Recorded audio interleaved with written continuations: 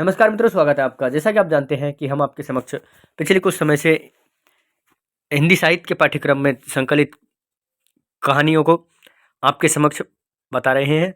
उन कहानियों में लगभग हमने सारी कहानियाँ जान ली, लेकिन कुछ कहानियाँ ऐसी है जो हमने अब तक पूरी नहीं जानी। तो उन कहानियों को हम पूरी कर रहे हैं, जिनमें हमने एक कहानी पढ़ी, परिंदे। निर्मल वर्मा जी की कहानी परिंदे, उसका भाग 1 ही पढ़ा हमने। आगे उसको आज फिर से हम पढ़ें, तो उम्मीद है इस भाग में या तो ये कहानी पूरी हो जाए या फिर उससे अगले भाग में हो जाएगी। तो मित्रों, हमने यहाँ तक पढ़ लिया था कि मिस लतिका सोचती है कि क्या वह बूढ़ी होती जा रही है। तो यहीं से पढ़ते हैं। उसके सामने मिस वुड का चेहरा घूमने लगा। आंखों के नीचे झूलती हुई मांस की थैलियां, जरा सी बात पर चिढ़ जाना, कर्कश आवाज में चीखना, सब उसे ओल्ड मैड कहकर पुकारते हैं। कुछ वर्षों बाद वह भी हूबहू वैसी ही बन जाएगी। लतिका के समूचे शरीर पर झुरझुरी सी दौड़ गई, मानो अनजाने में उसने किसी गलीज वस्तु को छू लिया हो। गलीज मतलब गंदी। उसे याद आया, कुछ महीने पहले अचानक उसे हॉर्बर्ट का प्रेम पत्र मिला था। भावुक याचना से भरा हुआ पत्र, जिसमें उसने न जाने क्या कुछ लिखा था जो कभी उसकी समझ में नहीं आया। उसे हॉर्बर्ट की इस बचकाना हरकत पर हंसी आई, किंतु भीतर ही भीतर प्रसन्नता भी थी। उसकी उम्र अभी बीती नहीं है।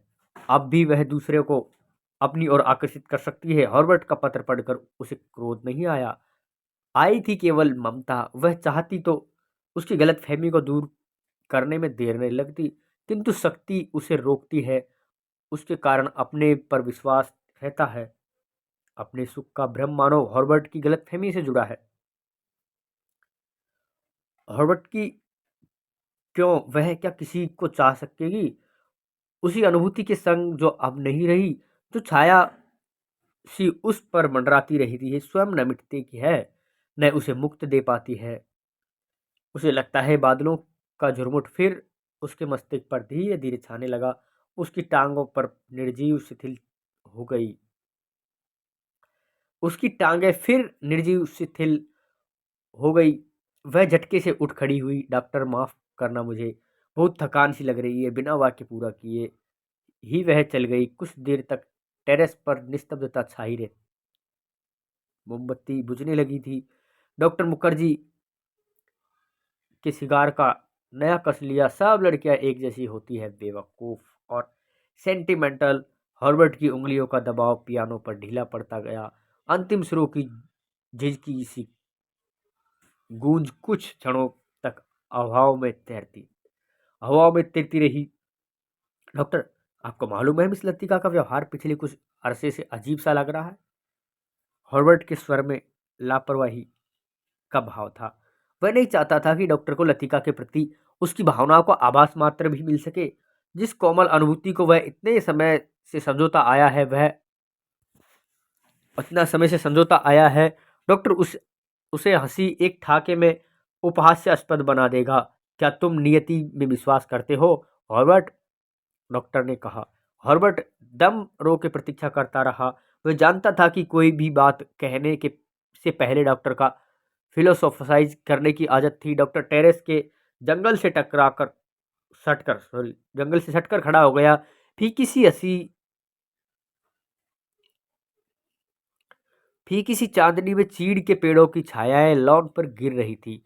कभी कभी कोई जुगनू अंधेरे में हरा प्रकाश छिड़कता हवा में गायब हो जाता, यानी जुगनू आता जाता। मैं कभी सोचता हूँ कि इंसान जिंदा इसलिए रहता है, क्या उसे कोई बेहतर काम करने को नहीं मिला? हजारों मील अपने मुल्क से दूर यहाँ पड़ा हूँ। यहाँ कोई मुझे जानता है। यही शायद मर भी जाऊं। हर्बर्ट, क्या तुमने कभी महसूस किया है कि अजनबी की हैसियत से पराई जमीन पर मर जाना काफी खौफनाक बात है? हॉर्बर्ट विस्मित सा डॉक्टर को देखने लगा। उससे पहली बार डॉक्टर मुखर्जी के इस पहलू को देखा था। अपने संबंध में वह अक्सर चुप रहते थे। कोई पीछे नहीं है, यह बात मुझ में एक अजीब किस्म की बेफिक्री पैदा कर देती है। लेकिन कुछ लोगों की मौत अंत तक पहेली बनी रहती है। शायद वे जिंदगी से बहुत उम्मीद लगाते थे। ट्रेजिक की नहीं कहा जा सकता, क्योंकि आखिरी दम तक तो उन्हें मरने का एहसास नहीं होता। डॉक्टर, आप किसका जिक्र कर रहे हैं? हॉर्बर्ट ने परेशान होकर पूछा।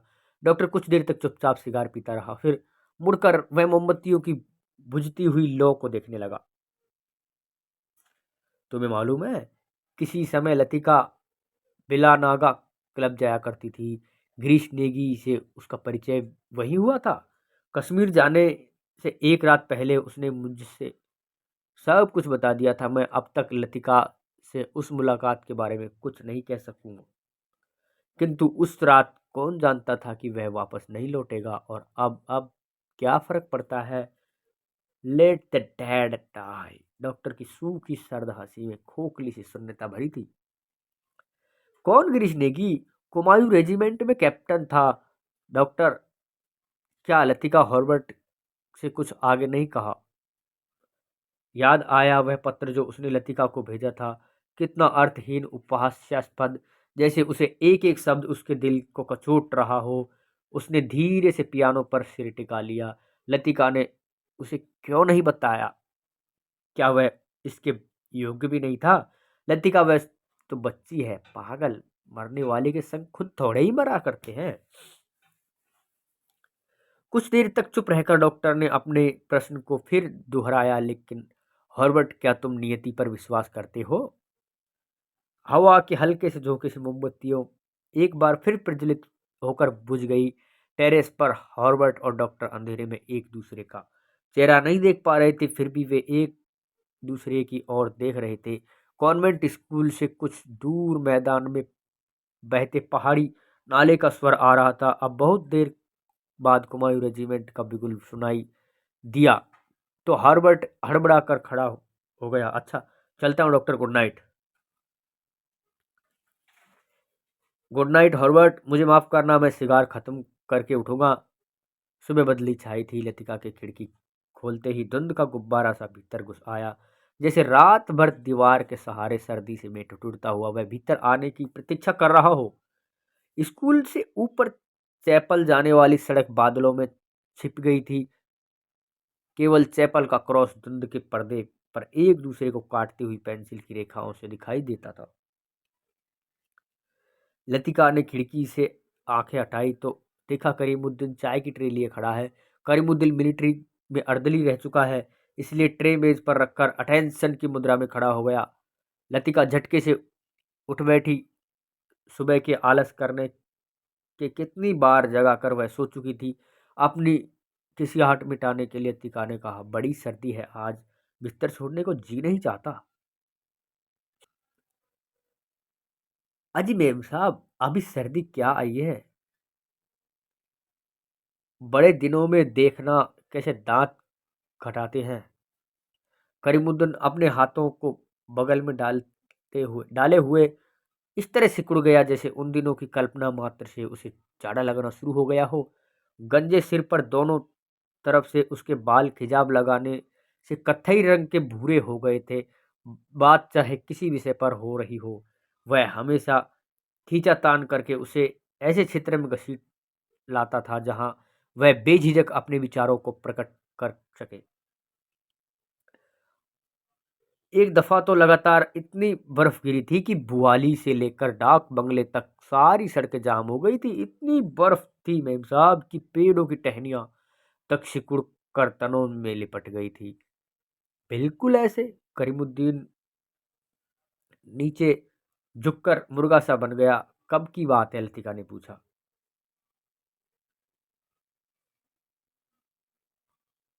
अब ये तो जोड़ हिसाब करके ही पता चलेगा मैम साहब, लेकिन याद है कि उस वक्त अंग्रेज बहादुर यहीं थे। कंटोनमेंट की इमारत पर कौमी झंडा लगाया नहीं नहीं लगा था। बड़े जेबर थे ये अंग्रेज। 2 घंटों में ये सारी सड़कें साफ करवा दी। उन दिनों एक सीटी बजाते ही 50 घोड़े वाले जमा हो जाते थे। अब तो सारे शेड खाली पड़े हैं। वे लोग अपनी खिदमत भी करवाना जानते थे। अब तो सब उजाड़ हो गए हैं।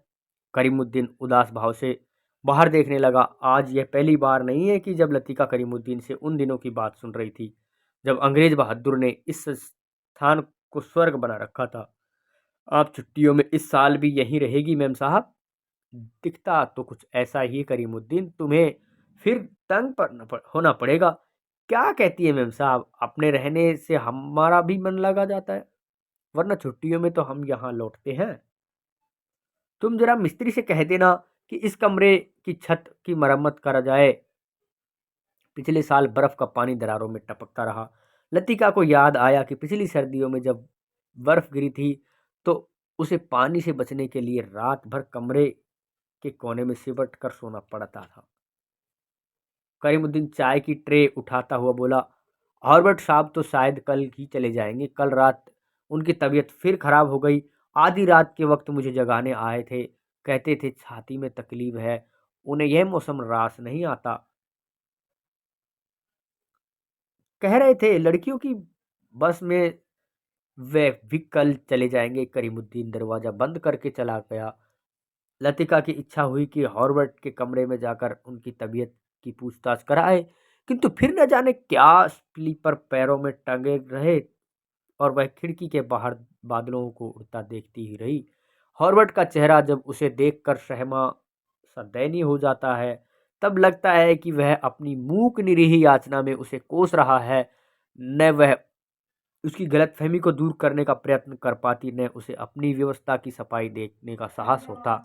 उसे लगता है कि इसे जाले से बाहर निकलने के लिए वह धागे के किस सिरे को पकड़ती है, वह खुद फिर गांठ बनकर रह जाता है। बाहर बूंदाबांदी होने लगी थी।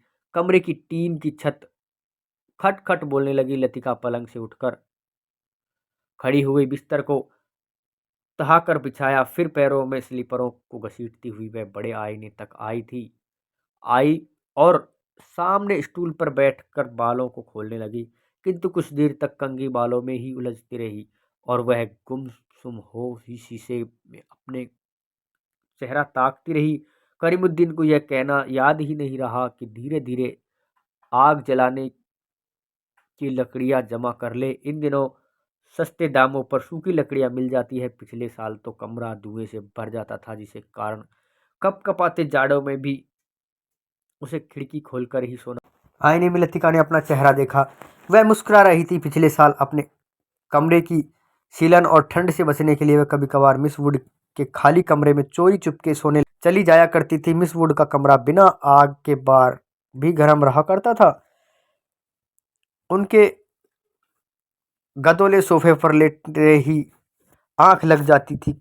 कमरा छुट्टियों में खाली पड़ा रहता था, किंतु मिस वुड से इतना नहीं होता था कि 2 महीनों के लिए उसके हवाले कर जाए। हर साल कमरे में ताला ठोक जाती थी। वह तो पिछले साल गुसल खाने में भीतर की साकल देना भूल गई थी, जिसे लतिका चोर दरवाजे के रूप में इस्तेमाल करती थी। पहले साल अकेले में उसे बड़ा डर सा लगता था। छुट्टियों में सारे स्कूल और हॉस्टल के कमरे साए साए करने लगते थे। डर के मारे उसे जब भी नींद नहीं आती थी, तब वह करीमुद्दीन को रात में देर तक बातों में उलझाए रखती थी। बातों में जब वह सोई सी हो जाती, तब करीमुद्दीन लैंप बुझाकर चला जाता। कभी कभी बीमारी का बहाना करके वह डॉक्टर को बुलवा भेजती और बाद में बहुत जिद करके दूसरे कमरे में उनका बिस्तर लगवा देती। लतिका ने कंधों से बाल का गुच्छा निकाला और उसे बाहर फेंकने के लिए वह खिड़की के पास आ खड़ी हुई। बाहर छत की ढलान से बारिश के जल की मोटी सी धार बराबर लॉन पर गिर रही थी। मेघाच्छन्न आकाश से सरकते हुए बादलों के पीछे पहाड़ियों के झुंड कभी उभर आते थे, कभी छिप जाते थे, मानो चलती ट्रेन से कोई उन्हें देख रहा हो। लतिका ने खिड़की से बाहर निकला लिया। हवा के झोंके से उसकी आंखें झपक गई। उसे जितने काम याद आते हैं, उतना ही आलस घना होता जाता है। बस की सीटें रिजर्वेशन के लिए चपरासी को रुपए देने हैं। जो सामान हॉस्टल की लड़कियों पीछे छोड़ रही थी, उन्हें गोदाम में रखवाना होगा। कभी कभार छोटी क्लास की लड़कियों के साथ पैकिंग करवाने के लिए भी उसे हाथ बटाना पड़ता था। वह इन कामों में ऊब नहीं, धीरे धीरे सब निपटने जाते थे। कोई गलती इधर उधर रह जाती जो बाद में सुधर जाती। हर काम में किच किच रहती है, परेशानी और दिक्कत होती है, किंतु देर सबेर इससे छुटकारा मिल ही जाता है, किंतु जब लड़कियों की आखिरी बस चली जाती है तब मन उचट सा हो जाता है। खाली कॉरिडोर में घूमती हुई वह कभी इस कमरे में जाती है और कभी उस कमरे में। वह नहीं जान पाती कि अपने से क्या करे। दिल कहीं भी नहीं टिक पाता, हमेशा भटक सा रहता है। इसके बावजूद सब कोई सहज भाव से पूछ बैठता है, मिस लतिका, छुट्टियों में आप घर नहीं जा रही? तब क्या करे? डिंग डिंग डिंग, स्पेशल सर्विस के लिए स्कूल चैपल के घंटे बजने लगे। लतिका ने अपना सिर खिड़की के बाहर कर लिया, अपने झटपट साड़ी उतारी और पेटीकोट में ही कंधे पर तौलिया डाले गुसल खाने में घुस गई।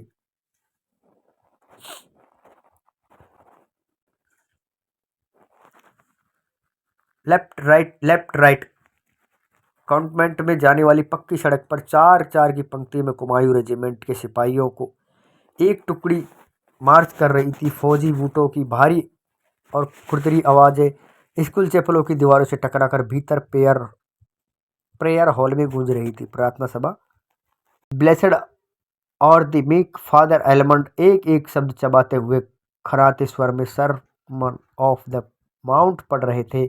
ईसा मसीह की मूर्ति के नीचे कैंडल ब्रियम के दोनों ओर मोमबत्तियां जल रही थी। जितना प्रकाश आगे बैठी हुई लड़कियों पर पड़ रहा था, पिछली लाइन की बेंच अंधेरे में डूबी हुई थी, जहां लड़कियां प्रार्थना की मुद्रा में बैठी हुई सिर झुकाए एक दूसरे से गुसर पुसर कर रही थी। मिस वुड स्कूल सीजन के सफलतापूर्वक समाप्त हो जाने पर विद्यार्थियों और स्टाफ सदस्यों को बधाई का भाषण दे चुकी थी। अब फादर के पीछे बैठी हुई लड़कियां अपने में कुछ बुड़बुड़ा रही थी, मानो धीरे धीरे फादर को प्रॉम्प्ट कर रही हो। प्रॉम्प्ट मतलब उनका एक तरीके से अनकहा करा अनसुना करना होता है। आमीन। फादर एलमंड ने बाइबिल मेज पर रख दी और प्रेयर बुक उठा ली। हॉल की खामोशी क्षण भर के लिए टूट गई। लड़कियों ने खड़े होते हुए जानबूझकर बच्चों को पीछे धकेला। बेंच फर्श पर रगड़ खाकर सीटी बजाती हुई पीछे खिसक गई। हॉल के कोने में से हंसी फूट पड़ी। मिस वुड का चेहरा तन गया, माथे पर भुरकुटियां चढ़ गई। फिर अचानक स्तब्धता छा गई।